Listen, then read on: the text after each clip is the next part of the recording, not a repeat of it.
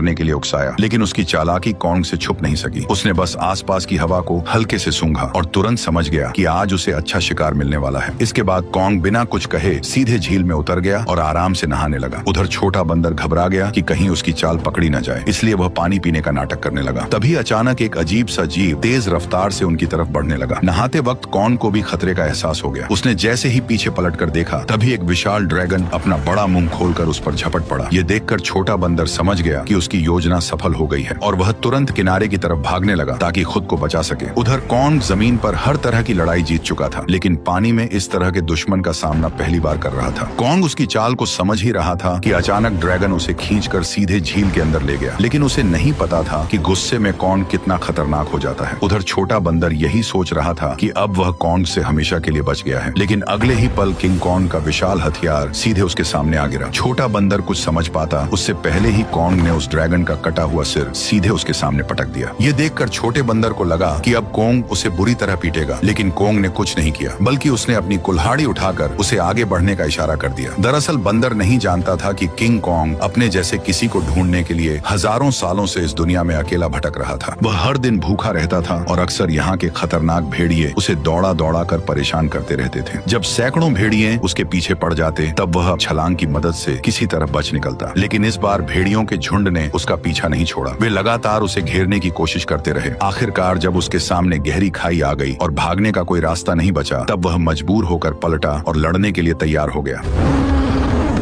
भेड़िए सोच रहे थे कि इस बार शिकार आसान होगा, लेकिन उन्हें अंदाजा नहीं था कि किंग कॉन्ग पहले से ही जाल बिछाकर बैठा था। जैसे ही एक भेड़िए ने छलांग लगाई, तभी अचानक कॉन्ग का जाल एक्टिव हो गया और भेड़िया तुरंत ट्रैप में फंस गया। गड्ढे में गिरते ही लकड़ी के नुकीले भाले भेड़िए के आर पार निकल गए। सही मौका देखते ही कॉन्ग ने तुरंत पेड़ का भारी तना उठाकर गड्ढे में फेंक दिया। जैसे ही जाल एक एक करके एक्टिव हुए, पहाड़ से